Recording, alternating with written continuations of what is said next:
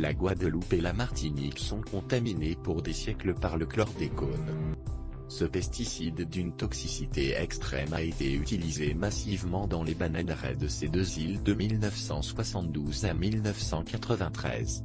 Résultat, les écosystèmes y sont pollués, et la quasi-totalité des Antillais sont eux aussi contaminés par ce perturbateur endocrinien. Cet empoisonnement, c'est aussi le résultat de décisions prises au plus haut niveau pour autoriser l'usage du chlordécone, dont les dangers étaient pourtant connus des autorités, en attendant qu'Et Santé publique France présente les résultats d'une nouvelle étude, en octobre 2018, retour sur le scandale sanitaire en 6 minutes. Voici la vidéo du scandale du chlordécone. Entre les années 70 et les années 90, des centaines de tonnes d'un pesticide ultra toxique sont déversées sur les bananeraies de Guadeloupe et de Martinique. L'impact sur l'environnement est désastreux. Et aujourd'hui, la quasi-totalité de la population de ces deux îles a été exposée et les sols contaminés pour des siècles. Pourtant, le gouvernement connaissait les dangers du chlordécone, et plus le temps passe, plus les preuves de ses méfaits s'accumulent. Alors, pourquoi cette pollution? Eh bien, pour sauver ça. La banane, un pilier économique des Antilles françaises. La Guadeloupe et la Martinique en produisent 270 000 tonnes chaque année, dont 70% part pour la métropole qui en raffole. Mais celui qui en raffole aussi, c'est un petit insecte, le charançon noir du bananier. Le charançon noir du bananier vient du sud-est asiatique. Au milieu du 19e siècle, avec l'exportation de plantes originaires de cette région, il a progressivement colonisé toutes les zones tropicales où on cultive la banane.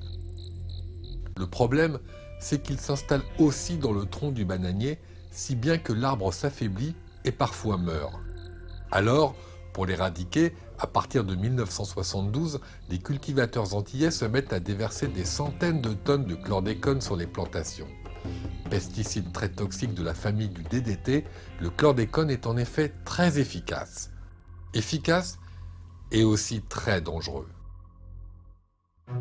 Aux États-Unis, au milieu des années 60, une étude a démontré sa toxicité chez la souris et chez la poule. Et en France, en 1968 et en 1969, la commission des toxiques a rejeté son homologation. Motif, danger potentiel pour la santé animale. Pourtant, en 1972, le chlordécone est homologué, et le ministre de l'Agriculture d'alors délivre une autorisation d'usage, pour une durée d'1 an d'abord. Raison avancée, le produit est vraiment efficace pour détruire le charançon du bananier. Et puis il y a une nouvelle alerte. En 1975, dans une usine de Virginie qui fabrique du chlordécone, des ouvriers développent de sévères troubles neurologiques et testiculaires après avoir été exposés à de fortes doses de ce pesticide. Alors, l'usine ferme et en 1976, le chlordécone est interdit aux États-Unis. Mais malgré cela, la France continue d'autoriser le produit jusqu'en 1981. Il faut dire que le contexte est particulier. En 1979, puis en 1980, David et Allen passent sur les Antilles. Mais le plus grave, c'est l'anéantissement quasi total des bananeraies, principale ressource économique des îles. Il ne reste plus aujourd'hui des plantations que ces arbres déchiquetés et broyés par le cyclone. Dans les bananeraies dévastées, le charançon des bananiers prolifère. Solution avancée encore, le chlordécone. Finalement, la France interdit la substance en 1990. Mais l'État accorde quand même 2 dérogations pour son emploi aux Antilles. Pourquoi ? Parce que l'entreprise qui fournit le pesticide aux producteurs de bananes antillais en détient des stocks très importants. Et le dirigeant de cette entreprise, Yves Ayotte, est un puissant entrepreneur martiniquais dont la famille s'est installée sur l'île au XVIIe siècle. Et il est aussi le président du groupement de producteurs de bananes de Martinique. Et il a le bras long, Yves Ayotte.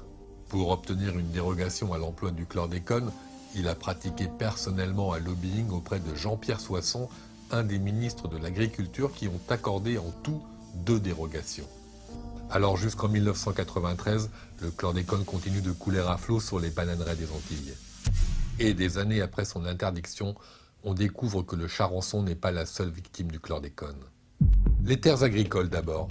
Pour l'heure, une partie seulement des terres agricoles a été analysée.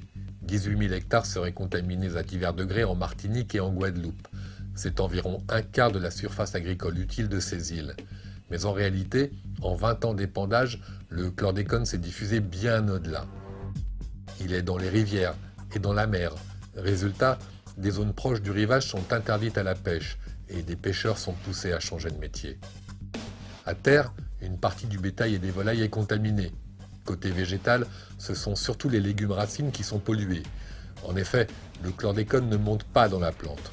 Plus les fruits sont loin de la terre, moins ils sont touchés. Mais surtout, le chlordécone est dans les corps. La quasi-totalité des Guadeloupéens et des Martiniquais sont contaminés. Or, le chlordécone est un perturbateur endocrinien. Même une très faible dose peut avoir des effets sur la santé. Il a des effets négatifs sur le développement cognitif et moteur des nourrissons. On sait qu'il altère la fertilité et qu'il augmente le risque de prématurité. C'est également un poison pour le système nerveux. Et le pesticide est aussi fortement soupçonné d'augmenter le risque de cancer de la prostate. Avec plus de 227 nouveaux cas pour 100 000 hommes, la Martinique détient le record du monde de ce type de cancer. Depuis des années, aux Antilles, des associations alertent sur les dangers du chlordécone. Des plaintes ont été déposées, 3 juges d'instruction se sont déjà succédés sur ce dossier, mais dans cette affaire, la justice progresse lentement, très lentement. De son côté, l'État a lancé 3 plans de protection pour limiter les dégâts. En cours, par exemple en Guadeloupe, la mise en place d'un label pour garantir aux consommateurs des produits locaux sans chlordécone. Mais il est trop tard. Les effets du chlordécone sont déjà là, et pour longtemps, au moins un demi-millénaire.